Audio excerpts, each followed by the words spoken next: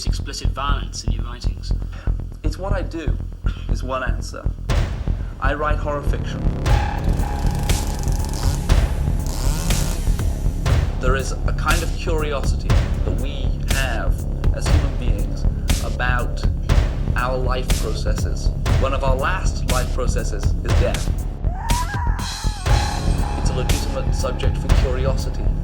We shouldn't be ashamed that the macabre or the morbid exercises some fascination upon us. I tell it like it is. If it's there in my mind's eye, I put it on the page. And that seems to me to be a legitimate way to write. Hello, everyone, and welcome to Written in Red, the horror reader and writers podcast. I am one of your co-hosts, Daniel Volpe. I am the author of books like Billy Silver, Awakened in Blood, and my newest release is Talia. I'm joined with my other co-hosts, the first being Aaron Beauregard. Hey guys, Aaron Beauregard, Splatterpunk Award nominated author of such monstrosities as The Slob, Yellow, Scary Bastard, Hallucinations, and my latest book, which is In the Hands of the Heathens. And Carver Pike. Hey everybody, I'm Carver Pike, Splatterpunk Award-nominated author of Slaughterbox, which is part of the Diablo Snuff series. I've also written Scalp and Grad Knight and Shadow Puppets and a handful of others. And of course, the Vampire Lestat, Roland Bursey Jr., the Ageless Wonder. Yeah. Hey everybody, Roland Bursey Jr., author of Payback is a Witch, Pre-Thanksgiving Stress Disorder, which is a short story in the Distended Table collection, and author of Unbortion, winner of the 2020 American Fiction Awards, and finalist in the 2019 International Book Awards. Somebody sent me a heart just now. That was my heart, Roland. Oh, like I got my heart. What's this one? Golden buzzer. Oh, here we go. I got hearts. There we go. All right, everyone. Well, everyone, those are your freaks for the evening. We will be tormenting you with our smooth, delicious voices, and we're going to go over some horror. In episode 7, we started on a great topic called I Have a Horrible Idea. It was such a horrible idea, we didn't even get to finish it. So we are going to continue that in episode 8. Also, in episode 7, we talked about a very, very talented author, Miss Rain Havoc. So if you guys are looking for some really fucked up horror, check out Rain Havoc. So in this episode, Aaron's going to touch on a book and another indie horror author, and we're going to continue with I Have a Horrible Idea. So, Aaron, why don't you tell us about that monstrosity you have on the table sitting next to you, and go into that a little bit and tell us something about it. Yeah, so I wanted to take a moment and talk about Brian G. Barry. And you can see I purchased this book here called The Child Eater. What do you guys think? Hello. That's pretty cool. Yeah. He actually drew this cover himself, too, which I think is really cool. You know, if you're going to make a cover and you want it to be unique, go ahead and do it yourself. It's kind of I used to like drawing stuff like this all the time. So when I saw this kind of cover, I was just like, oh, this is really cool. And this looks like, you know, maybe a novella length, probably. And I'm just going to read the blurb on the back. Something has escaped the grounds of Blue Ridge Sanitarium in a trail of gore and blood. Something seething with hunger, an ancient hunger, one that it needs to satisfy. It seeks safety in the woods that make up for the wide valley below, edging its way further into the dark patches of knotted forest. It emerges into the small suburb of Court Springs. Its hunger grows. It needs to satisfy the cravings. It smells something like behind the walls of one particular home. It smells something it likes behind the walls of one particular home. It's feeding time. The Child Eater. Yes. So Brian is a really great supporter of the horror community. Basically, I've seen him on Twitter, Facebook, Instagram, constantly putting up various independent authors' work, propping them up, showing his passion just for horror in general. And of course, I noticed he had written some books, so I said, this is a person who's trying to help out the community, and maybe we should talk about him for a few moments today. I have the book. I haven't had a chance to read it yet, but obviously I was attracted to it by the artwork, and it sounds like a really fun, almost like adult Goosebumps vibe to it. So I asked Brian if he would be willing to send me just like a few different bullet points about himself, kind of talk about himself a little bit, what he enjoys, so that you guys could get sort of a feel for what he's into, and maybe potentially check out some of his work. It's available on Amazon, and the prices are, ridiculously affordable. So a couple different things that he provided me. So this is one thing he said, I'm new to the world of writing, but not reading. I wrote my first story in late September 2020 into October, and it was called The Pale. It was a short tale that follows a boy haunted in memories of past Halloween. He's been reading that most of his life, he says, and his favorite author as a boy growing up was R.L. Stine and Bruce Coville, which kind of makes sense, considering how the book looks a little bit. I kind of got that vibe before I even read this. Mm-hmm. He said those are both great writers and authors. He said he has since got more into the macabre scene of like the 70s, 80s pulp horror authors, Lovecraft, Robert Howard, and those have been his biggest influences, which I'm grew up right near Providence, so Lovecraft is huge over here. And Robert Howard's awesome. I used to love he does like Conan the Barbarian and stuff. So yeah, he did right? Conan, yeah. Yep, yeah. But he also, I had a collection of his horror stories too, and he did like Solomon Kane, and he just had like various horror stories as well. And a lot of his books have illustrations in them too, which are pretty cool. So he says, The Child Eater was my second story, one that I feel I did much better with, so he kind of grew since writing that first one. It's based on the myth history, and I'm probably going to butcher this, of La Bête, the Beast of Govardin, the wolf that terrorized France and Europe. And he said, I wanted to keep it short, bloody, and make sure it was a page-turner. I've always wanted to write about the beast, and it turned out more or less how I envisioned it. I'm happy with it. So that's the one I decided to get. So I'll be checking that out. And a couple other things about Brian is he said, I decided to put together a series of horror novellas after The Child Eater that were not tied together, just a collection of stories that I had percolating in this congested mind of mine. The Splatter Fiend series. So he has a series titled The Splatter Fiend series, and so there's 4 books in the series, and that The Child Eater is technically considered the first. And he also says that he started a new series called Slasher Back, a series of slasher-related horror stories based on the golden age of the cinema slashers of the 70s and the 80s, which, when I wrote Scary Bastard, that was kind of the motivation I have. So I feel like everyone kind of has this urge to write some fun slashers, and you don't just want to do right one. now. Yeah, you're doing Psychos only, right? Is that kind of a slasher too? Yeah, Only Psychos is definitely a hardcore slasher. I'm sorry, I was reversed that shit. That's okay. I still love you. I appreciate it. But he says, my first was based on my favorite slasher, The Slumber Party Massacre. And classic. in my most recent release, my latest book titled The Sleepover Massacre. So that it's kind of like, inspired by that, of course, with his own twists on it. He said, my first time not writing about creatures or sort of like shadowy things, so I guess that was different. He kind of shifted away from the creatures and went to the more carnal human approach.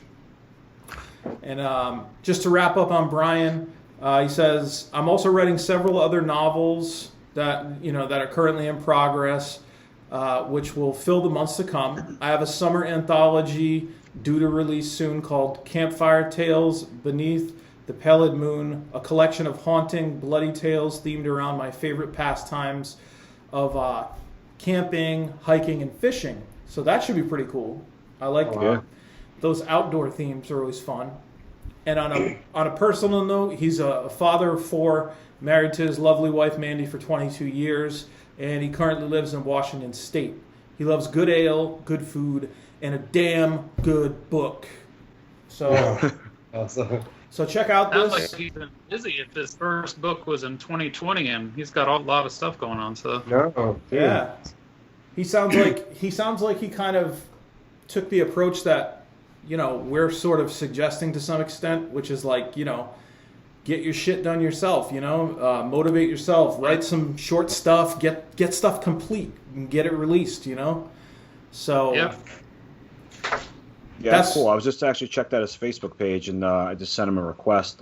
Just going through some of his stuff on Facebook looks pretty. He's definitely seems like the outdoorsy type. His background pictures him standing in front of a fucking giant mountain, and going through his just coming through some of the pictures that he has on here. It's definitely got some awesome horror themed stuff. Looks like he has a beautiful family, and looks like some of these looks like he's actually a military veteran. So that's badass. So. Brian, I'm definitely going to go on Amazon right now, and I have a copy of Child Eater sent right to my house because it looks fucking cool. Look at that, Brian. So at least you got one sale out of this thing, bare minimum. But either way, he's a great member of the horror community, and I never see him pumping his own shit. I only ever see this guy putting up other people's shit, dude. That's awesome. Which is a very selfless thing to do. So, well-deserved to have a spotlight on Written in Red. That's what we're all about, putting each other first, So, kudos to him. Awesome. Absolutely. That's a great opening. Child Eater into Amazon, and I was just thinking, fuck, my search history now is going to be like... What's even crazier is there's a couple of books called Child Eater. Yeah, I've been seeing... It's not even just one, so yeah. All right, let's see well, here. If you guys are listening, if you guys are listening and not on the YouTube, the picture is hand drawn, and it's fucking badass and bloody, and it's Brian G. Barry. Yeah, it definitely looks cool. I'm definitely gonna get a copy of that because it just looks fucking awesome. All right, Aaron, that was a great intro to the show. Seems like a really cool guy, really cool book. It definitely seems like an author that's coming up, and looks like he's got some more work coming out, and definitely looking forward to seeing where he goes. Yeah. How about you guys? You got anything to add to Mr. Barry? You want to talk about that, or should we get into the rest of I Have a Horrible Idea? I am already on Amazon checking out his stuff, and the cover reminds me, I think that was my ex-boyfriend. I don't know. Get you. All right. No, so great opening there. So if you guys don't have anything else to add about any of his work, what do you say we jump into the rest of this shenanigans here? Let's do it. Let's do it. Yeah. All right. So on episode 7, titled I Have a Horrible Idea, Part 1, we talked about some things. You have a concept. You're starting to fill stuff up, and you want to write, and you're putting stuff down. We went over a couple basic points about size matters. What are you writing? Are you writing a short story, a novella, a novel? Where are you going with it? How are you going to format the story? We talked about some of our favorite programs to use in order to format our stories. Some of them were a little more expensive. Some were a little more complicated. Some were free and easy, kind of like Aaron. And so we talked about that stuff. The purpose of your story, we went over that. We talked about evoking an emotional reaction. But ultimately, we write to entertain. We read to entertain. Nobody wants to read a freaking field manual. And, you're not reading a washing machine instructions. So we're here to entertain you. We're here to be entertained. What kind of story do you want to write? Who is your target audience, the genre? Do you want to write that realistic and gritty stuff? Do you want to write bizarro? And what are the pros and cons of each? And I think we kind of left off kind of in the midst of that. Yeah. And I thought, Daniel, that we might talk about the target audience a little bit, just because it's kind of interesting, you know, like I don't even know that I ever thought about that until I wrote this question and we were kind of going through this stuff together and all putting ideas into it, you know. But it is kind of important, you know, when you think about it, like who's picking up your book. I mean, for the most part, for us, it's going to be the people that want good storytelling, good characters, right? But that aren't afraid to take that step into the darkness where it's going to go so far down that you might have never seen anything like it, right? So thick-skinned people that aren't easily offended and that can sort of understand that this is fiction and we're not trying to hurt anyone with it. We're just trying to horrify, right? And we're trying to do stuff that is unconventional, I guess. So it puts us into a niche, though, which is sort of a dangerous place to be, I guess. Well, the one thing I'll say about target audience is when I first started writing my books and this extreme horror stuff, I kind of thought my target audience was going to be people like me, you know, that, you know, maybe early 20s, mid 30s to 50s, you know, males. Shockingly, I have a very large middle-aged female following, which I love it. I never thought that the kind of depraved, disgusting shit that I write would have gained a following amongst, you know, these middle-aged women, and I love their enthusiasm with it. And I don't think I write for a target audience. I think I just write to have a good story, like you said, Aaron. And these people, regardless of their age, sex, or gender, they just kind of gravitated towards it, and it didn't really matter where they came from or what they did, and they just kind of liked it, regardless of all their background. So I guess if you're writing something, you know, maybe a specific target audience you might have, but I think in our world, I don't think we have a target. At least I don't have a personal target anymore. What about you guys? Well, that's what I thought because of writing the erotic romance stuff. My reader, I would say probably 99% of the readers, if not more, were female. I had very, very few male readers. So I told you guys before how I tried to introduce the horror and started out with kind of erotic horror to that readership, but they aren't really into it. So when I started writing specifically horror and changed the name to Carver Pike and got serious about horror, I just kind of assumed, like you did, that I'd probably have more male readers. And it's the opposite. I just saw this question. I can't remember which group it was in. It was just mentioned recently in one of the groups on Facebook. There was a whole discussion on it, and everybody was weighing in, and it seemed like most of the authors were saying at least probably 60 to 70% of their readers are female. So I think that's pretty cool. Yeah. I agree. And I think I was also shocked, Daniel, that I don't know if it's just that more females read in general, maybe that's part of it. It could be. But I mean, that's just an assumption, obviously. But either way, I look at everybody just as an individual. You know what I mean? Everybody's different in their own way. And I think if you're writing from your heart, you know what I mean? And like you said, you're trying to entertain, you're trying to evoke emotions. I don't think necessarily that the target audience is you got to have a general idea of it. Like we have a general idea, you know? Yeah. But I don't think it's anything you got to like map out when you're getting ready to write. No, not for what we're writing. For what we're writing, I think it appeals to everyone. I guess you could say that there's all walks of life that will read stuff that we put out. Whereas certain niche things like Carver just said about erotic romance, you're going to get a lot more females in that genre. With horror, I think horror is one of those genres that spans everything: age, the sex, background. You know, I've been getting friend requests. I'm sure you guys too. Oh my god! From people from all around every corner of the globe, and some of them are like, "All right, this is going to be a fucking spammer," and I'm like, "I'll accept them because maybe it's not." And I have had some readers, I can't even pronounce their name, and they're telling me that they're buying my books, and they're literally thousands and thousands of miles away, and I don't know what their background is or what kind of life they've had, but horror, I think, is that one genre that kind of connects everyone, because life can be fucking horrific. It is, yeah. What else you guys think about that? What else do you think about that target audience? Anything else there? Want to touch I on? was curious. So, the stuff that we write, most of us, is extreme.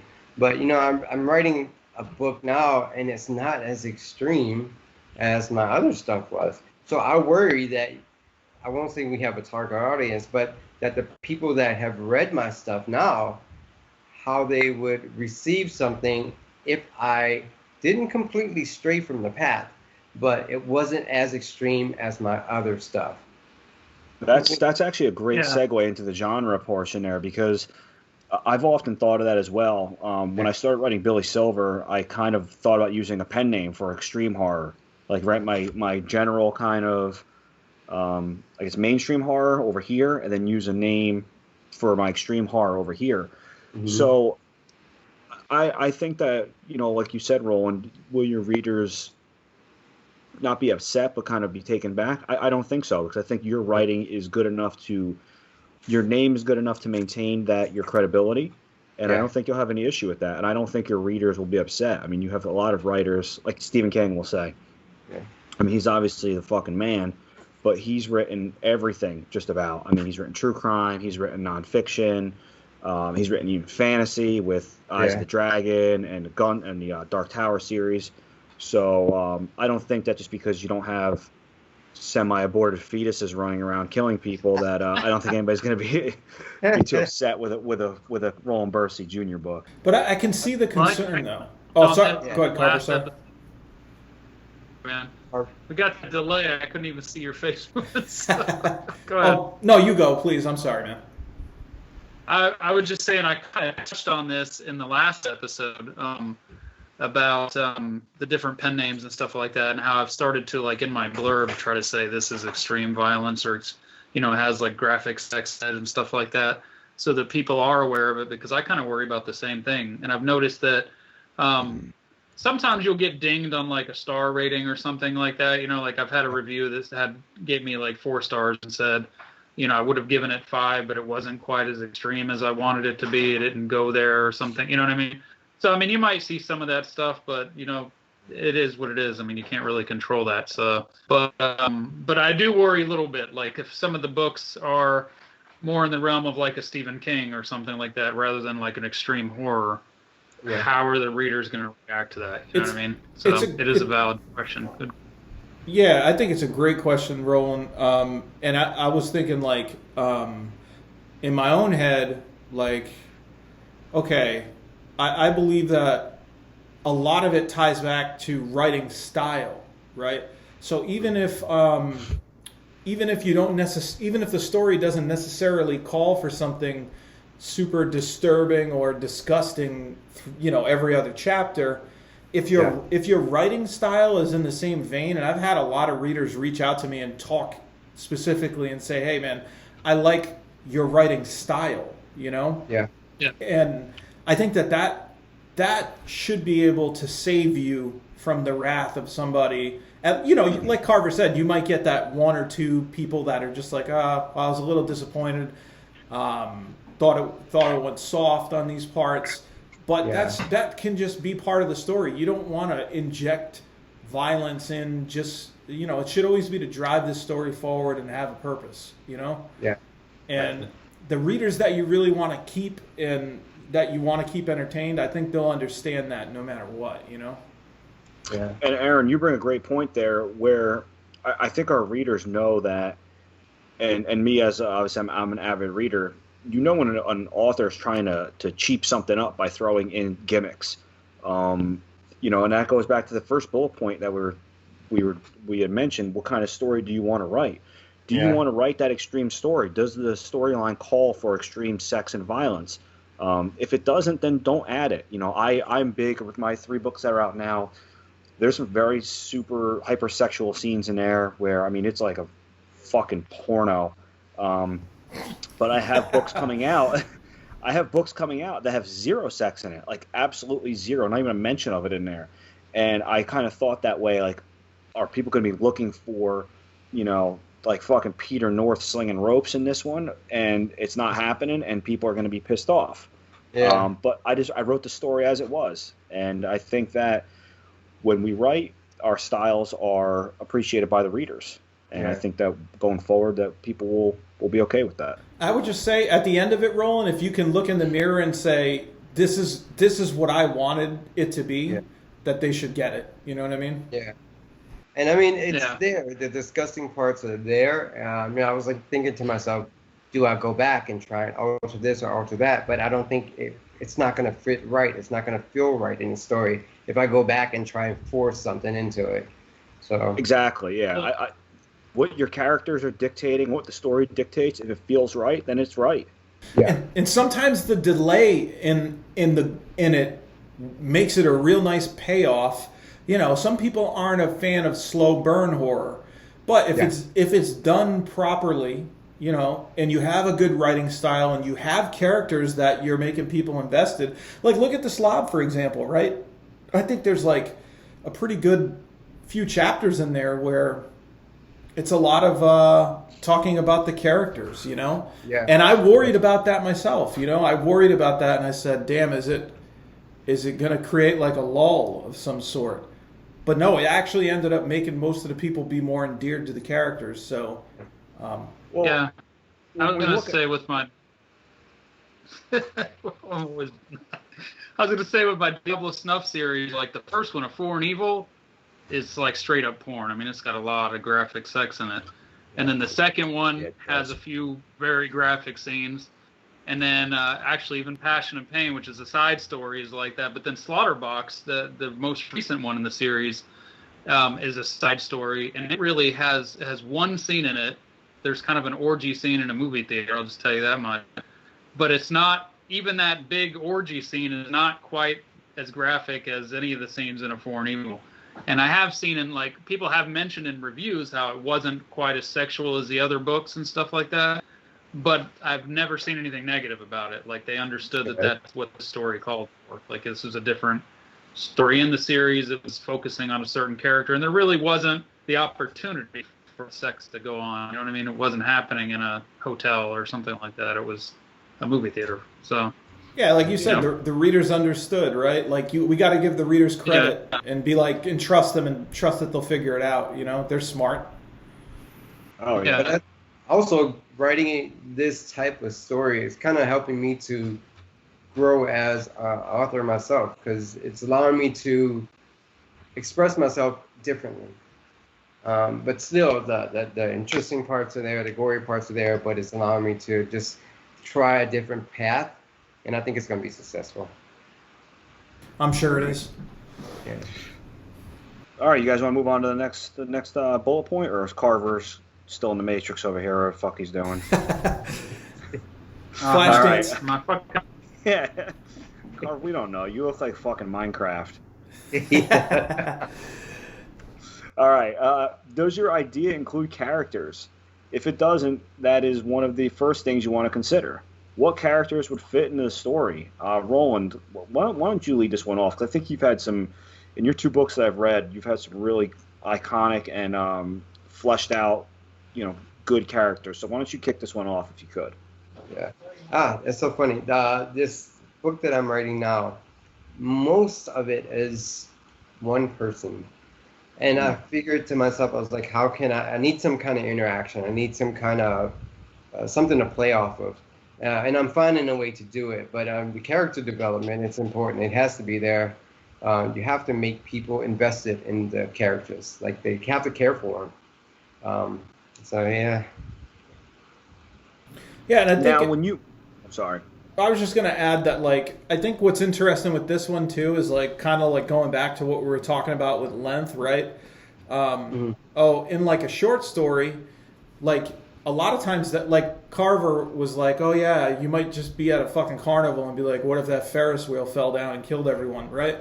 And that's an idea for a story, but you have no characters involved with that. So I think, like, a lot of times the novel ideas can start with, like, characters where it's a person doing this certain thing, right?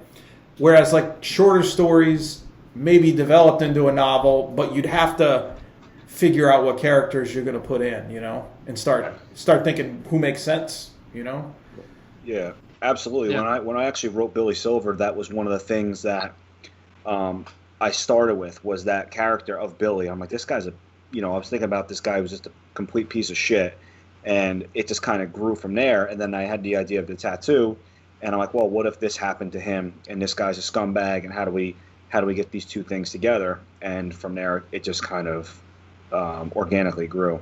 What do you think, Carver? What do you think about your characters? I say you kind of love to hate Billy Silver, so, and that's a big part of it too. The characterization is I've heard a lot of people say that with short stories you don't need to worry about the characters and stuff, and I don't think that's necessarily true. I mean, you don't need to spend pages doing characterization if you're if you're doing a short story. But I mean, if you have a character named Adam and he had a college scholarship to go play baseball, but then the parents got in a car crash and he gave up his scholarship to take care of his little sisters. I mean, you can explain that in like less than a paragraph, and you're going to feel a little something for this guy. You're like, holy shit, he self-sacrificed. I mean, he cares more about his little sisters than he does about his, pro, baseball scholarship kind of thing, And that's not going to take up that many words in your big story. You know what I mean? And I think you'd probably care a little bit about the guy and the sisters and stuff like that. So you have to, I feel like in any story, you have to have some emotion for those characters. Either like in Billy Silver's case, you have to hate him. You love to hate him and you're kind of hoping he fails or that something bad's going to happen to him. Or you love him and you're worried about him and you're worried that slasher is going to catch up to him and kill him, So I think characterization is really important. Well, I think going back to what Aaron said in episode 7 about, building that emotional connection and wanting things to feel emotional and evoking emotions from the readers, whether you hate the character like Billy Silver or any of these other despicable characters we write, you want to elicit that emotions from people. So when we write these characters, whether they're good, bad, indifferent, gray, or whatever, we want them to have an emotional connection with the reader. And I think that is the most important thing, rather than saying like, my character, this person has blonde hair and blue eyes and dimples and this and that, and saying like, oh, they scowled when they saw a child cross the street. Like, that is building more into their characterization through their actions than just giving a physical description. Yeah, or like Carver said, I think Carver, what you said. Oh, I'm sorry, dude. I was just gonna say what you said though is like a great point, and it's like I think the way that you phrased it, it's like you didn't say it outright, but it's like almost like, dude, make it count. You know what I mean? Like you in a novel, you can fucking dally around and sort of really craft it. In a short story, you want to have information-packed, sharp points, but you don't just want to drop them in there. Obviously, you want to make it like a reason that they would be reflecting on that or something that makes sense, because it could seem very forced otherwise. But I think you make a great point with that. Have you guys ever done like so almost like a character page, just a character profile for any of your characters in your books? That actually leads into the next question, right? Yep. See, I'm a psychic. So we'll jump right into the next one then. We have, do you believe the characters will make the reader care and invest in them? You can do character bios if you need to, and that can help flesh out your characters. So Roland is not only a vampire, but he's a mind reader, or he's just reading from the document that we were all sent. I don't know, one way or the other. He's magical. He don't know how to open that document. Come on. We were talking about it. Just so happens. You damn well know he can't open fucking Google Drive. Actually, I swear to God, I can't. I've never used one myself, but when I was teaching, like I used to do like, it wasn't an actual class, it was more like a workshop about creative writing, and I would have the students fill them out just so they could understand how important characterization is, because I mean, just some little, stupid shit that you put on that paper might change the way they react to something in the story. You know what I mean? If you put on there they're lactose intolerant, and then you have a meeting at a pizza parlor later, you know what I mean? Chances are they're going to need to stop in the bathroom after, you know what I mean? Right. So it's shit like that you might catch if you have those kind of character, worksheet and stuff. So it's not a bad activity. Yeah. My only concern with it is some of them are fucking pages long. Wow. And if you're going to sit and work on pages of characterization worksheets for each character, that's time you could be spending writing. So I would just say, yes, if you're in the brainstorming phase, they're important and stuff like that, but just don't. We mentioned it last time. You don't want to be one of those people that just outline constantly or just fill out characterizations. You know what I mean? Like, at some point, you need to write the book and the story, I guess is what I'm saying. And how important, I'm sorry, like I'm just taking over the conversation. So, yeah. Do it. Listen to me. Yo, people, the feedback was they wanted more Roland, dude. The people want Roland. I'm shy. I can't help it. Like, how important is it to you guys to actually physically describe your character? Or do you just give a vague reference and let the reader determine her physical appearance? I think it varies, personally. Like, Yes. there's some stories where I'm like, oh yeah, it's super important. This guy's got a fucking scar on his face, you know what I mean? Mm-hmm. Or he's obese, he's out of shape, you know what I mean? Like, things that are important to the story and other things that are going to happen. Now, if it's a shorter story and you want there to be more imagination, I think that, it's okay not to go crazy with the character descriptions, Yeah. I think it depends a lot on the genre, too, because going back to, like, I know this is horror and stuff, but it's important since we're talking about it, like with romance on that side of things, I try to purposely be kind of vague because, and also on my covers, a lot of times I wouldn't show a man's, he might be a physically built dude, but I won't show the face a lot of times because if you're not attracted to that person, you're not going to pick up that book. If I tell you if they're a brunette, you know what I mean? I can just touch on that kind of stuff, but I'm not going to go too much into the physical appearance because if you're supposed to be attracted to that person and I've just told you a bunch of shit you're not attracted to, you know what I mean? Then chances are you're not going to read it. Because it's like fantasy, right? Like you want them. A lot of people are reading it to immerse themselves in that fantasy with that individual sometimes, right? Whereas with horror, it's not quite that unless you're blending the two. But I think for the purposes of the people listening to this, it could be either for different reasons, Yeah. So I would say, like Aaron, for your book, The Slob, when you described the Slob, I think that needed to be described because he is a reprehensible piece of shit, and your description of him played to the story. It furthered him as a character. Whereas sometimes, like Carver said, regardless of what somebody gives us as a description, as the reader, we're going to make up a description in our mind. We're going to see them as we see them. Regardless, if you say, oh, this person has blonde hair and is 6 foot, I might see them as something completely different. So for me... I think I'd be more... Sorry. That's all right. For me, I don't really go too much into their physical descriptions unless it really plays a part of the story. I may touch on it a little bit, like in Only Psychos, I have a pair of... they're teenagers, we'll say, like 19 years old, but they're young and attractive, and I need to touch on some of their physical attributes to kind of further the story.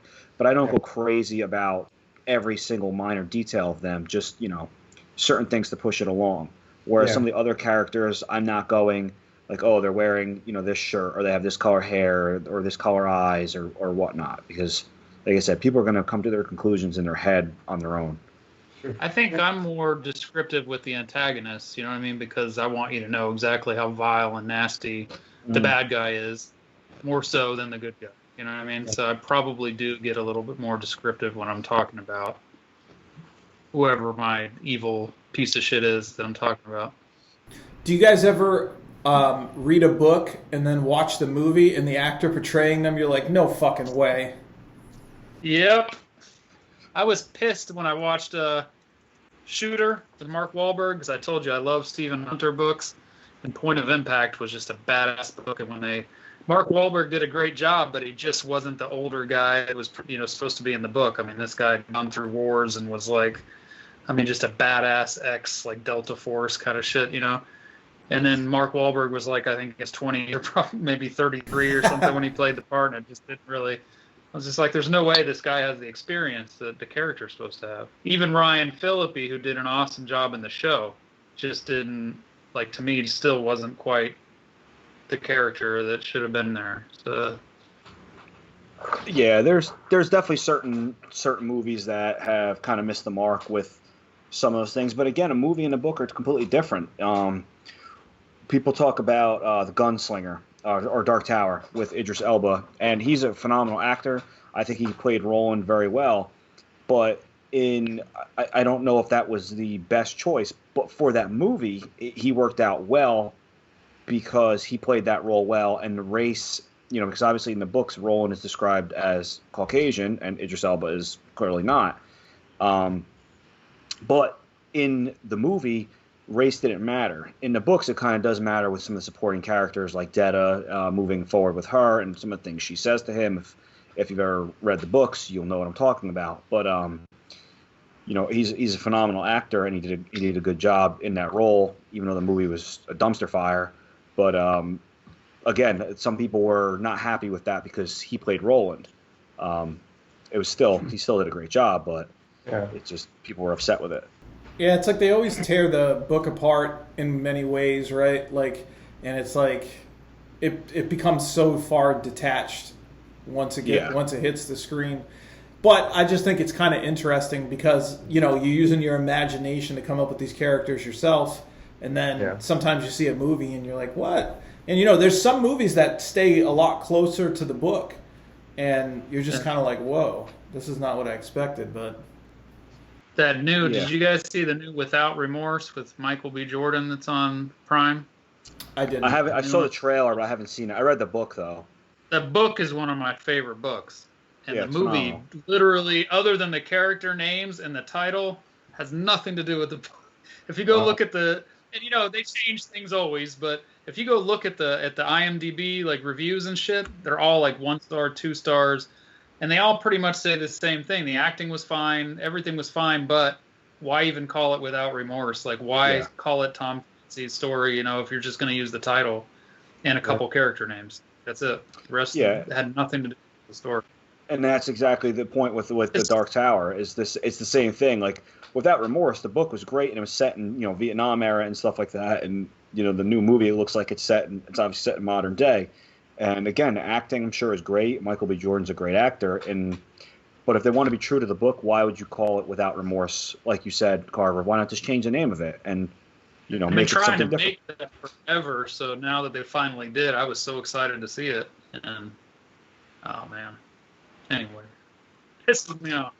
I'll tell you what really was accurate, and it's not a movie, it was a TV show, where the first 3 to 4 seasons of Game of Thrones, they were very accurate to the book, like to the T. Like season 1 ended when book 1 ended, season 2 ended when book 2 ended, and they were pretty accurate. They would take 2 characters and create one out of them and stuff like that a couple times. So but you could see why they had to. I mean, there was so much material to cover in a short time, So books are massive. There's a book by Rath James White, The Resurrectionist, and I didn't know they made it into a movie. And I was surprised that it was so similar to the book. I don't know if you guys ever seen it. Was the movie called I just Resurrectionist? got the book and I haven't seen the movie, so I knew there was one, but I haven't seen it. I don't even know where to see it. I'm not sure where it's at. So I looked up on easy to it. find? It's called Come Back to Me. Okay. Yeah. I had heard him talking about it in an interview, and he said the only things that he didn't really like was that it wasn't quite as extreme as the book. Like a lot of that stuff couldn't really get translated over. Yeah. The opening scene in that book is fucking brutal, man. I wonder how they did that in the movie. If they just jumped right over that, or if they, cut to black or what. But it's been a while. I haven't read it yet. Oh, it's so good. I've just read the beginning. I need to finish it, but. So we talked about character bios, and I have done them. For those of you that don't know, I have a couple of trunk novels that are fantasy and steampunk, actually. And I would do character bios for them. Nerd! So they definitely, they're super nerd. I gotta show you my bookshelf, nerd for days. It's funny because actually today I was the man himself, B-Rad Tierney, was messaging me about Warhammer 40K, which is super nerdy if you don't know what that is. And we were talking about some of the books and stuff. So he's like, "Show me your Warhammer," in like a very sensual way, and so I did. I sent it to him. But Have you ever looked? It's funny we're mentioning this because I totally forgot I had this on my phone, and there's one I have on my laptop that's even better. But there's an app called World Scribe. Have you ever used that, Daniel? no. You can go in there and there's like different. I'm trying to see here. You can create people where you can actually take images from like Google Images or something. If you have somebody you think they kind of resemble, you can put pictures in it for your characters. You can do groups, like group them into different religions or different, cultures, whatever, places, all this different stuff, items, but you can keep track of like fantasy worlds in this app. It's pretty cool. And the one on the laptop is insane, man. It's so complicated though, but I mean, you can create maps and all kinds of shit for your worlds. That's cool. And it's all free. I think there's like a package they charge you for, but for the most part, it's free. Maybe I'll make a crazy pen name and start putting out some of my steampunk stuff. Do it. What do you guys think? You guys believe the characters will make the reader care and invest in them? I definitely think so. I mean, that's the whole point. Plot is great, setting is great, but ultimately people want to read about other people and they want to read about characters. We read all the time in horror movies. I'm sure you guys have watched scary movies where you just don't really give a shit. Like you make it about halfway and you're like, all these characters suck. There's nobody I care about in this entire movie. I want to see nudity or gore. That's all I want to see at this point. There's a lot of those movies like that, though. Like, the concept is not too bad, and I'm like, all right, I can watch it for a while, but either the characters just annoy the shit out of me, or I just don't care. Like, they're being killed left and right, and I don't really care about any of it. So, and some of those movies are designed like that. When we talk about slashers and stuff, one of the newer slashers I really liked, I've only seen part one, was Hatchet. I don't know if you watched Hatchet. I'm sure Roland, those are great. Being a Louisiana boy, I'm sure that you were. I love those. I saw you fucking perk up there. I saw the first Hatchet and I loved it because it was cheesy. It had everything that a good slasher should have in it. But I knew that going into that, I wasn't going to be emotionally invested in it. I was watching a movie because you might see some nudity and you're going to see some cool kills. So I knew I wasn't going to hurt my brain watching it. What's a great good slasher. one too, Daniel? That's pretty modern. Is Terrifier. Oh yes, I saw the first one of that. Again, that one I didn't really care for that one as much, but Oh, I love that one. I have to try it again. I tried once, and I think I got interrupted, and I just never went back to it. I got to try it again. Roland, have you seen it? No, where is it?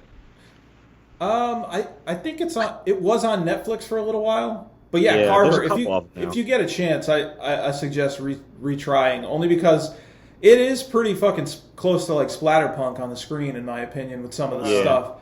I love the look of the clown is sick. So Terrifier. But, well, that guy looks like that without the makeup on. You can look him up, but I actually bumped into him at the Scaricon a couple years ago, and I had just seen Terrifier, I think, a few months before that, and I was like, man, this is just, and the gore effects are just fucking awesome. They're old school. Damien Leone, the dude that directs it, good stuff. You know what I mean? Not CGI for the most part. Yeah. Just real like raw shit, and it looks fun. yeah, it was definitely a movie that. I didn't hate it, but it wasn't one I'm going to rewatch. And same thing with Hatchet. Like Hatchet, I enjoyed, and I'll probably watch the rest of them at some point. But it's not one I'm like, I have to buy this on fucking Blu-ray and everything. Terrifier was definitely one that you could watch. It's good background. I like background noise too. Did you guys watch Haunt?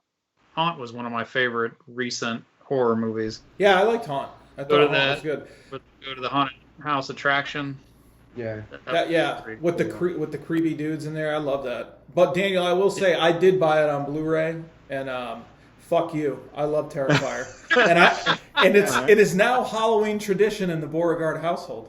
Well, if I come over there for Halloween, I'm coming as fucking Hatchet, and we're gonna fucking fight. Yeah, absolutely. We can have a duel. Yeah.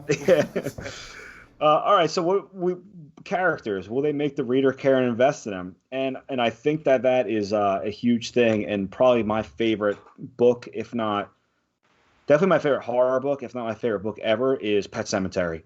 And that, for the most part, the first half almost, if not more, is character driven. The whole book is character driven.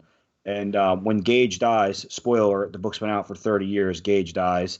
When he dies, that's when obviously shit starts kicking off. Obviously with Church, and when Church dies, you kind of see that, it's starting to go south. But the Creeds, especially Lewis Creed, is such a well-drawn character, and his descent into that madness really builds that book up. And I think that for most of us that have read that, it is one of the top horror novels out there, especially if I was going to say, take a look at this book for characterization and how to build that emotion.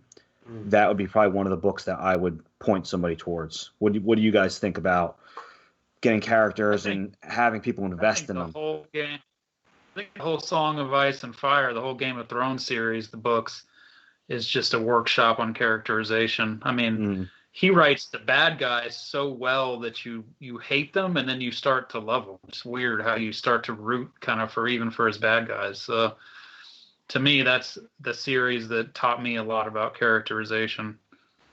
I think it's just an important question. That's more of a question for the listeners and the, potential writers to be asking. You know what I mean? Do you believe that the readers care about your characters? You have to ask yourself that. And then, like Daniel and Carver said, try and find some characters that you were invested in. Ask yourself, why were you invested in them? Sort of break it down as a fan and a reader, and that'll help you better understand how to be the architect. But we could probably go on for quite some time on characters, but based on where we are at time right now, are you guys cool with moving on to setting? Yeah, absolutely. Or is there anything else you want to say, Daniel? I know I felt like you had maybe one more thing, or? Well, there's the one more bullet point about basic story arc outline. Oh yeah, but I think the setting was before that, and then we were going to kind of end with the story arc. Okay, yeah. Go ahead. You want to talk about setting? I do. Yes. I love setting. Please do. You mentioned setting. I'd like to talk about Indubitably, please talk about setting. How convenient. No, I just think it's super important, honestly, and it can be an overlooked aspect of stories sometimes. Like people think about where the story's going, how the characters tie into the story. You know what I mean? Like the sort of arc and everything of the tale. But sometimes the setting can be neglected. You know what I mean? And like, I'm not saying you got to go fucking crazy and like just continue to hammer on every setting of every. I'm not talking about like a room you walk into, but just the sort of like, where is it? Is it a city environment? Do you want it to be isolated to where the characters need to be more resourceful, right? There's a lot of stuff that ties in. Like if your characters are being stalked, for example, do you want the setting to be in a time before cell phones or in an area where there's no cell service, right? There's all these things that you can think about. I'll take one example. Like I've told you guys about Yellow quite a few times, and how important the rain in that book is, and just the gloom that sort of goes along with the doom of the main character. And it's almost like everything in the environment is weighing down. The people that occupy it, even the weather. You know what I mean? Just it's all adding another chip until he just fucking snaps. And it can be really important. And in my new book, In the Hands of the Heathens, right, you have two completely different environments. One is in a fucking jungle in Madagascar, and then the other is on the Michigan campus, in college. And it's like, so you got to kind of balance it, And but I think and it says, like, part of our question is, will it change or be consistent? Why? And if you take Yellow, for example, I don't want to give anything away, but I'm going to say for most of the book, it is consistent. Because it's because it's like a fucking hammer hitting down on the character. And it's just like, man, are we gonna have a fucking good day at some point? No, you know. And Yeah, then that book in particular started off just dreadful, and like you said, the rain. I think we've said this before. Like that book had a very made me feel like The Crow. Like when you watch the movie The Crow, Yep. like what's the girl say? It can't rain all the time. Yeah. You know, but it fucking can, and it did. And that's how I kind of felt with your book with Yellow, was that you're like, man, this is just dreary and gloomy. What do you guys think, real quick, about setting as a character almost? Well, that's what I was gonna say. Is that a really well written setting kind of can be a character? I mean, look at the house in Amityville Horror, or like, did you guys read Fantastic Land by Mike Backoven? Have you guys heard of Fantastic Land? It's a pretty cool book. I actually listened to the audiobook, and I'm friends with him on Facebook. And it's about a huge hurricane that hits this theme park, kind of like a wannabe Disney World type of thing. It's down in Florida, and the entire staff is like shut in because of this hurricane, and they're stuck there, and they start to go kind of like crazy. And it's set up kind of like Disney World, where there's like Adventureland and, you know, like the different lands and stuff, and these like different lands, these staff members start to like kill each other and shit in this park. It's just, but the way it's written, or at least the audio book, is probably one of the best audiobooks I've ever listened to, because the actors, the narrators were just, I mean, they do it like it's a set of interviews with the journalists and stuff like that, and the staff members that survived and things, and everybody has their own voice. It's really cool. Like, it's just really cool audiobook. But I like the book a lot. But definitely the setting was a huge part of that. I mean, without the setting, it really was like a character. And then even the mini settings, you know, when you've got the different lands and stuff and why they're doing what they're doing. And so, yeah, I definitely think a well-written setting kind of becomes a character in the story. Yeah, and I'll just add one other thing real quick before whoever else wants to speak. But for those of you who are considering using illustrations, you want to make sure to be conscious of your setting in the illustrations. Like with Yellow, it was very rainy, dreary, and like noir, you know, like that darkness, noir lit, streetlight lamp sort of shit under a payphone. You know what I mean? So if you're going to have illustrations to paint a better picture of your setting, that can be awesome, but you need to pay attention to it and make sure you're explaining to the artist exactly what you need, because you got a picture of a sunny day, and it could throw everything off really easy. It could completely change the mood, you know? Yeah, that's a great point. I think we'll touch on more of that when we get into like cover art and stuff, and how to map out and how to design a poignant and, like, you know, a good cover that really gives some stuff away, but not too much. Yeah. Setting as character, again, I think it bears mention to talk about Stephen King again, you know, with The Shining, the Overlook Hotel, and even in The Mist. You know, in The Mist, I mean, they're stuck in a grocery store, a department store, and he writes these inanimate buildings as these almost like beings, especially with the Overlook. I mean, the Overlook itself is, you know, one of the most horrific hotels in history, especially in books. So definitely setting as a character. It's so great that when you're watching Doctor Sleep, you're like cheering when they go to the fucking Overlook. It's like, yeah, we're back. Bring the Overlook. Yeah, yeah, fucking back. Roland, I think for you as well with Payback as a Witch, like, your setting was very important to the story. You want to touch on a little bit of that and just go over some of that stuff that you had for your setting? Yeah. Well, I was thinking about that.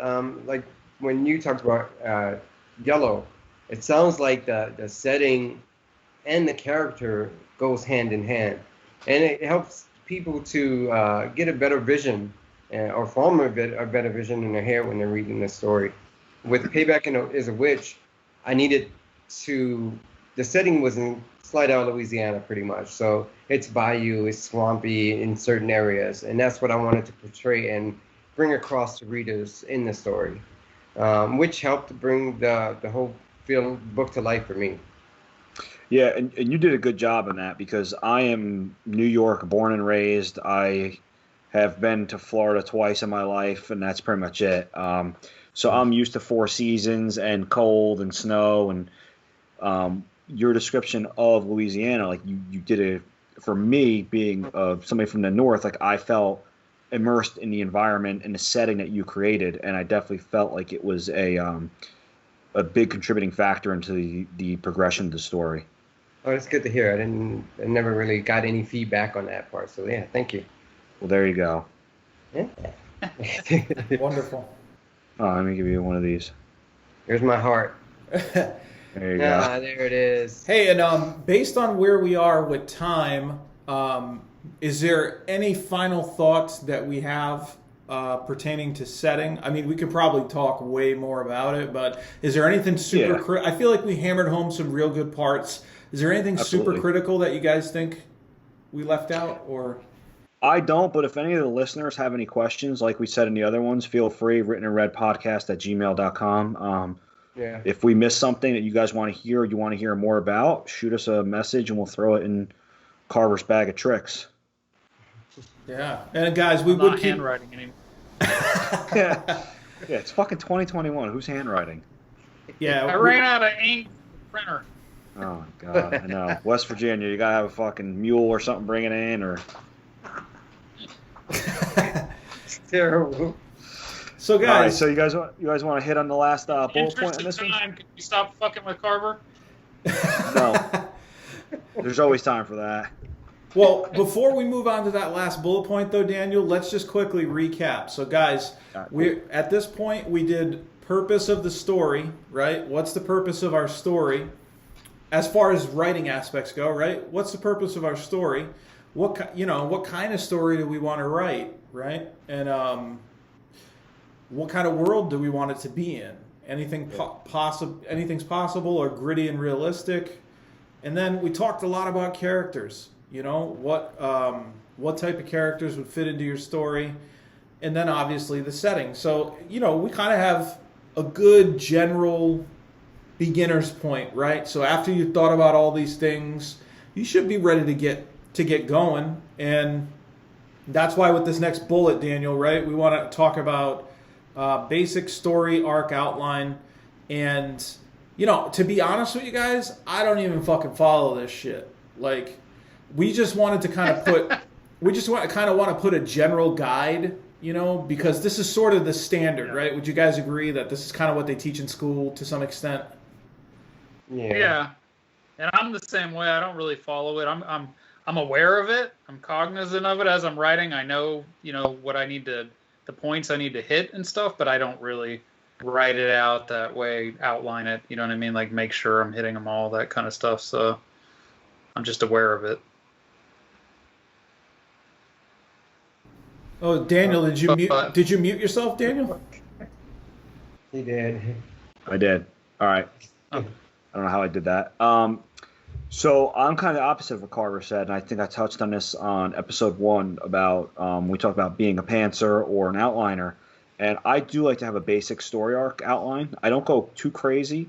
I think some of my stories right now, like, let me see here, in like Only Psychos, I think I have a decent amount of outline done, but it's enough that it kind of drives the story, but it leaves a lot of room for play. So like right now in Only Psychos, I have 2,700 words of an outline, and which to some people that's a lot. For me, it's not that bad, but it gives me enough that I know my basic story arc. I kind of have individual chapters, bullet points in there that I want to hit.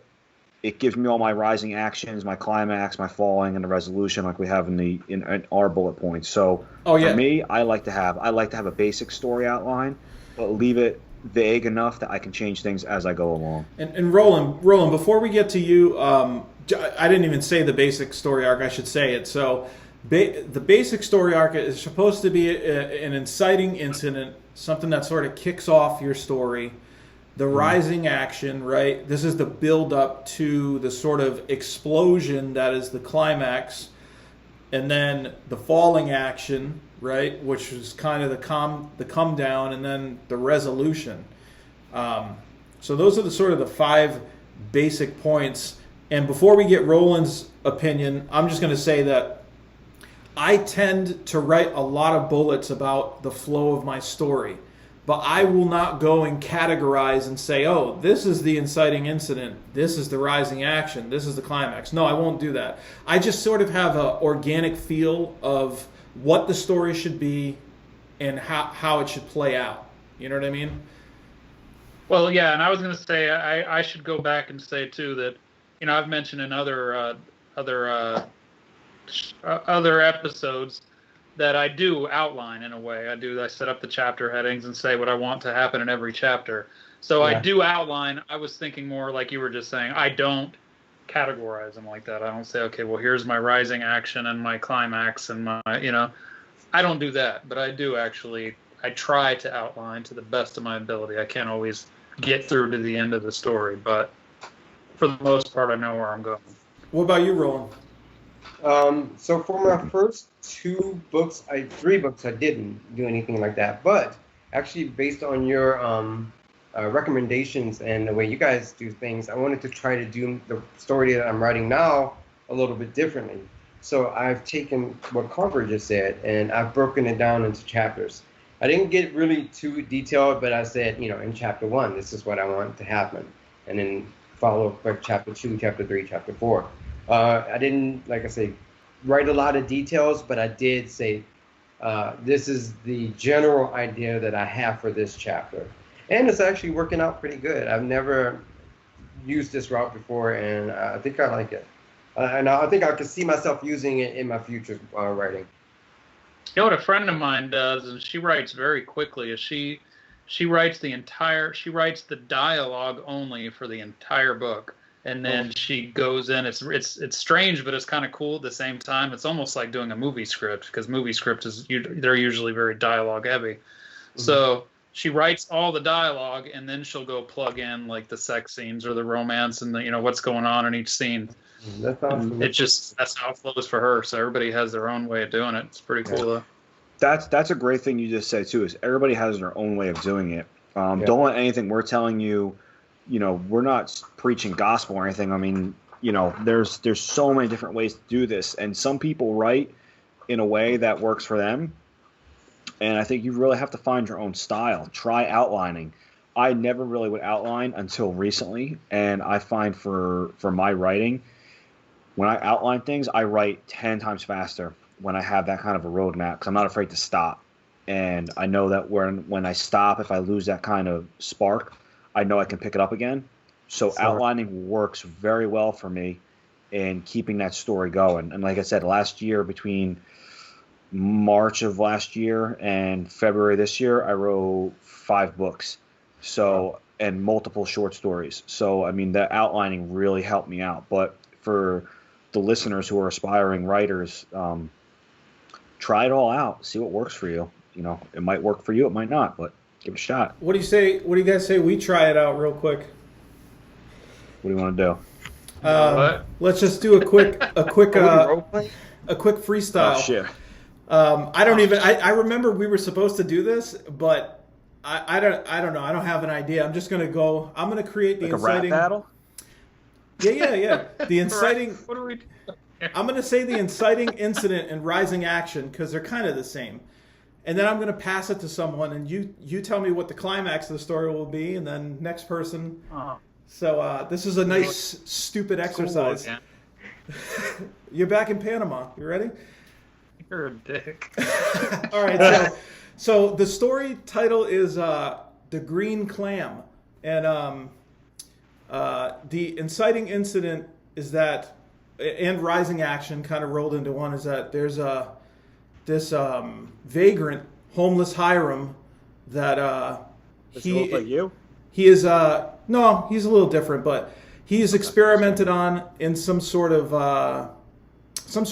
government facility, and his penis is injected and his anus is injected with some sort of unknown substance, and he has to take a shit really bad, and he goes to sleep on the beach.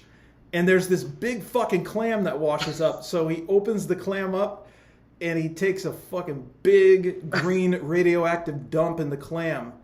And then, Daniel, can you tell me what the climax will be for this story? The climax of that story would be that clam is actually a sea craft built by a subaquatic race that lives at the bottom of the ocean, and this guy is actually their long lost heir to the throne, and he's going to get in there because he has the magic dookie, and they're going to take him to the bottom to rule and slay some hot mermaids for eternity. Oh, Roland loves mermaids. Maybe he could discuss the falling action. Can you tell us how mermaids have sex, Roland? If you could. Yeah, of course. The falling action. Oh God, you put me on the spot. So he went down and he killed all the mermaids and only the mermen. And so now there's nothing but female mermaids, and they have to turn into lesbians. And find alternate ways of reproducing. So they have to go up to the surface and fuck men and have hybrid mermaid men babies. And then So they have one life? What? We're at the resolution? That's how all the radioactive unbortions were created. Yeah. Play us out, Carver. Yo, grinding gills, baby. Yeah. The Green Clam, ladies and gentlemen, the Green Clam. That needs to be a story in the anthology. Yeah. We're going to collaborate on that one. Oh, God. Yeah. All right, good. Well, so if you guys want to learn how to write a story, there you go. That's a fucking story right there. Yep. Okay.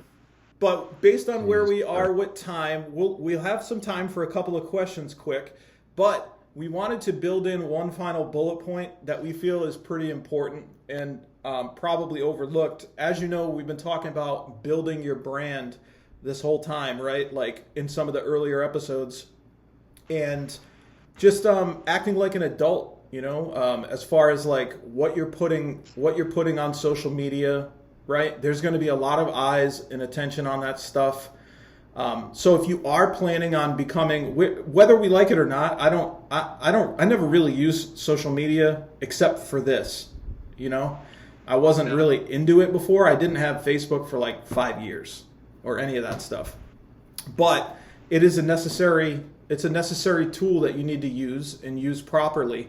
And we think that, you know, if you're starting to write, you need to get into that mindset because you're going to be promoting yourself, and whether you like it or not, you'll technically be a public figure of some sort.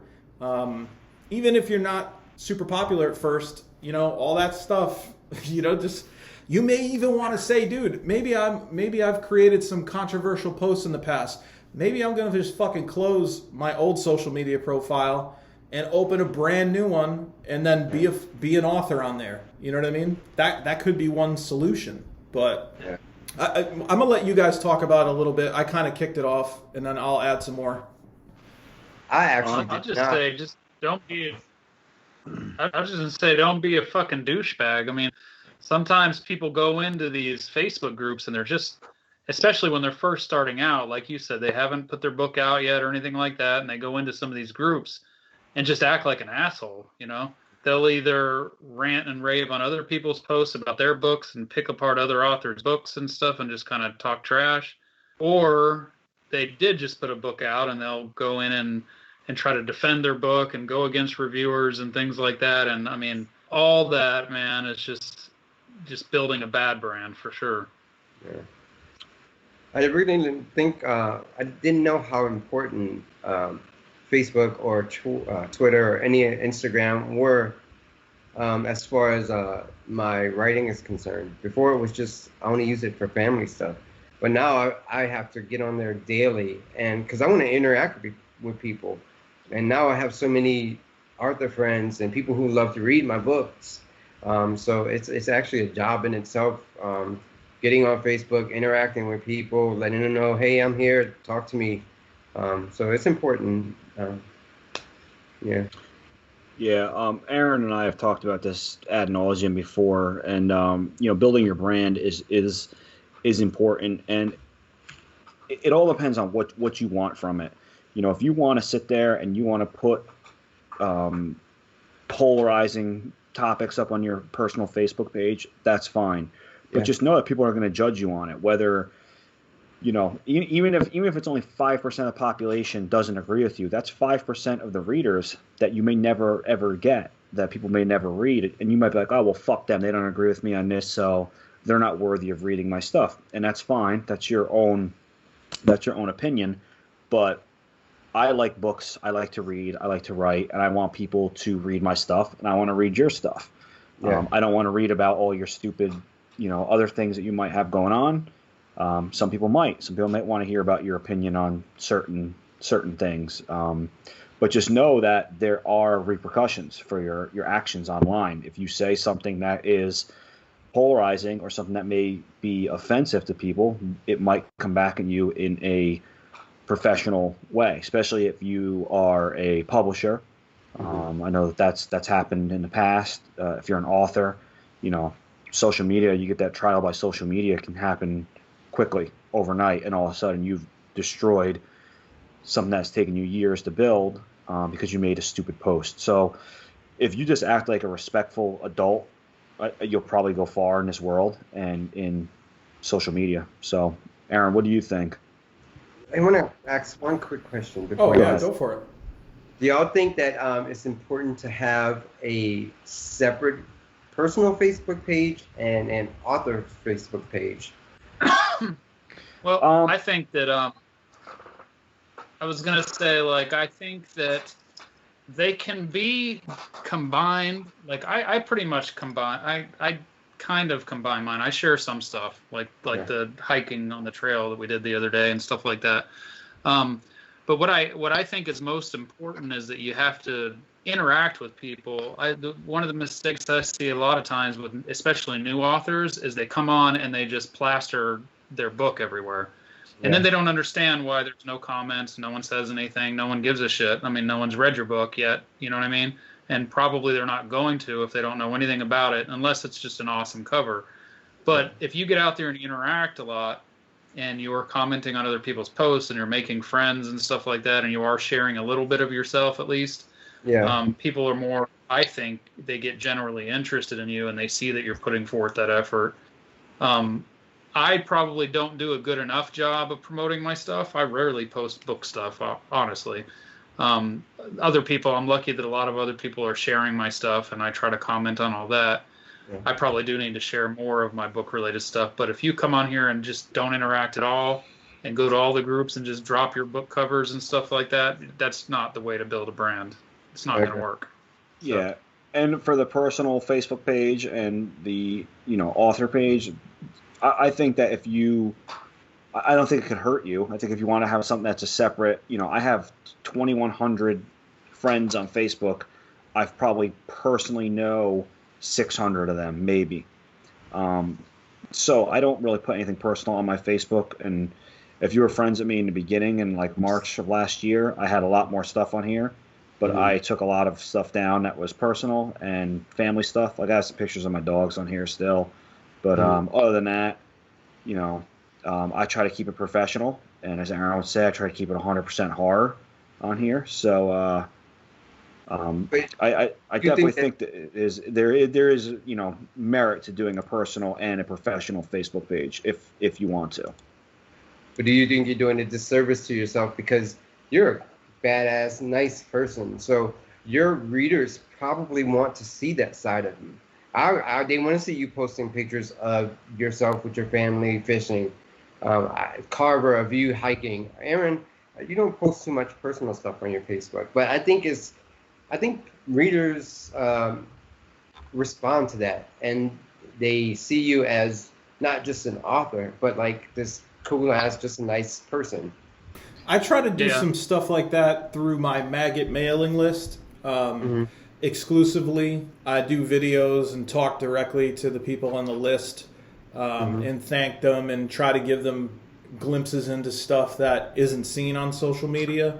And I think, with Daniel, I could see why maybe he wouldn't want to do that. You have a family, you're writing a taboo subject. You don't want people, they're fucking parasites out there, let's be honest, right? That's true. There are some people that, and it sucks because there's so many good people, right? There's so many fucking good people. I can think of very few parasitic people that I've encountered, honestly. But I know they're there, and I know they feed off of any kind of success. So the more successful you become, the more of a target you will become. And it's like, do you really want your family associated with that? It's just better because of the brand that we're in, I think, too, and like some of the taboo topics. But I just think, like, going back to what we were saying, you know, like, just keep your fucking political opinions to yourself. And, you know, like, if you're going to do this in a serious manner, like Daniel said, if you're just out there submitting to a couple anthologies and you want to keep, you know, your personal life, you know, on display, that's different. That if that means that much to you and putting those things out there, then that's your deal. But just don't expect to be as successful as somebody who's going to try to keep it 100% horror, like we say, right? Yeah. No, absolutely. Yeah. So we're building a brand. We're trying to, you know, further our careers. And right now, like I said, my social media pages they're guided towards this writing career that I have. To people who I'm friends with personally, you know, like you guys and stuff, I share personal things with you because that's the level we have. And again, not that I'm taking away from anything from any of the readers, but like Aaron said, there are some fucking malicious people out there that will use things against you or, you know, call you out on certain things that are innocent, and you know, I don't want to deal with that. That's why just don't even give them the opportunity. You know what I mean? Yeah. If you're just putting positive things up on people's work that you like, and you say this is awesome, you don't need to concentrate on the thing that you don't like. You know what I mean? Just go ahead and highlight what you do like, promote your work, and try to uplift people in the community. You know, I think that's the best we can hope for, and it's the safest. You know. Yeah, don't be a piece of shit. Bottom line. Yeah, if you follow one Daniel Volpe's path to success, don't be a piece of shit in life, and you'll probably be okay. Probably. Probably. I mean, you might not be, but probably. Awesome. That's free advice. We have time still for mailbags? We probably got time for one, and then let's just try and work one in. Yeah. All right. Let's see what we got here.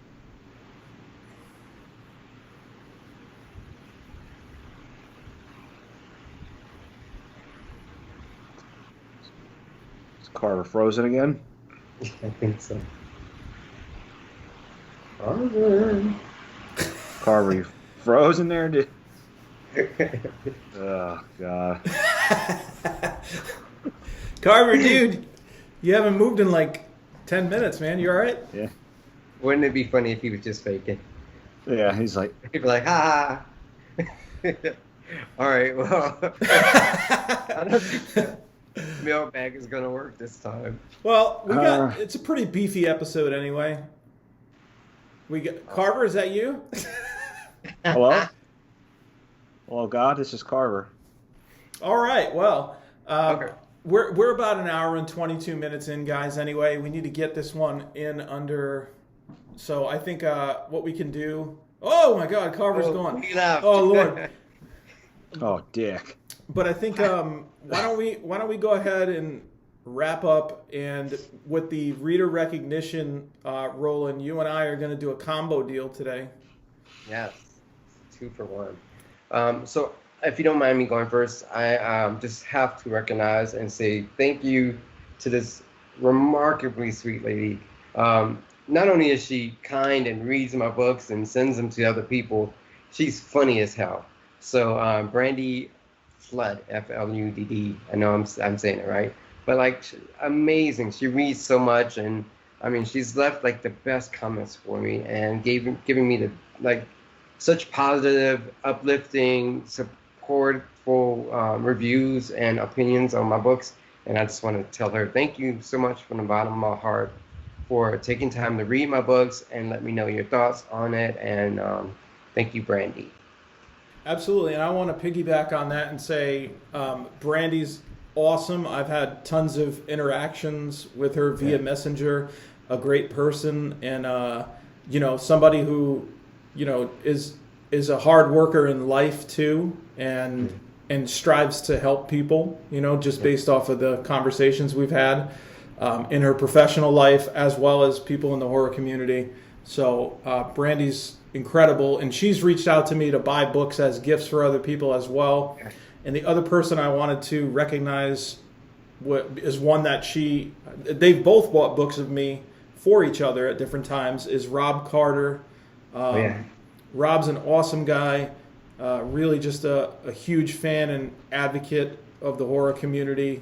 He reads everything, dude. Any horror books that you could kind of think of, past, present, indie, and he just puts the shit up, and always positive stuff. He always finds the good things that he can in the books, and you never see him shitting on somebody unnecessarily. It's all good vibes, and I really just want to say thanks a million, Rob. You've read pretty much, you've read all my work at this point, and you've always been very gracious in reviewing it and trying to spread my name around online and stuff. So thanks a lot, man. Yeah, I just want to jump on that with you guys as well. Both of them, Brandy and Rob, have both reached out to me. They've both bought books for each other, for other people, and I've had other people that I didn't even know were friends with them buy books for them as well. So thank you to both of them. Great readers. I love communicating with them, just BSing with them. I have their addresses saved in my computer and my shipping app. That way I can just get that shit right out to them. So thank you both. Great people for the horror community. Absolutely. And I am Aaron Beauregard. You can find my work on Amazon. I got some stuff on Godless. Please reach out to me on social media if you want any kind of merchandise. I got some pretty cool coasters. I got fucking prints laminated. I got canvas prints. I probably have t-shirts by now. By the time that this thing comes out too is a possibility, with some highly original, fucked up, disturbing artwork that will make you embarrassed to wear it. Daniel? Daniel Volpe. You can find me on Amazon. All my books are up on there in ebook, paperback, and hardcover. Ebooks are all on Godless as well. Daniel Volpe on Facebook, or Daniel J. Volpe. I have a separate page as well. And DJ Volpe author on Instagram. And you guys want to touch on Carver stuff, since he doesn't seem like he's getting back in this? Yes. Yeah, Carver. He's available on Amazon and Godless too, right? Yeah. Yeah, I think he said he went wide. I think he's on Barnes and Noble, Godless, Amazon. You can reach out to him on Facebook, Instagram, and Twitter, and he'll interact with you, send you some stuff. Definitely no swag, because we know he doesn't do that, but at least he'll maybe send you. You could buy a book from him if you private message him, just like the rest of us. Awesome. Roland, you want to play us out? How you doing? Roland, you can find me on my website, rolandbercyjr.com. I'm also on Amazon, Godless, and reach me on Facebook. Send me a message anytime. Hell yeah. And so, guys, thanks again for joining us. Be sure to subscribe on YouTube, iTunes, Spotify. If you could rate, leave comments, click the alert bell. All that shit really helps us out. And we'll be coming back with the next episode, episode 8, diving into a pool of blood, when we are talking about really getting into the writing process a little bit more. We kind of touched on it in this 2-parter, but we're going balls deep next episode, people. But until then, keep it 100% horror.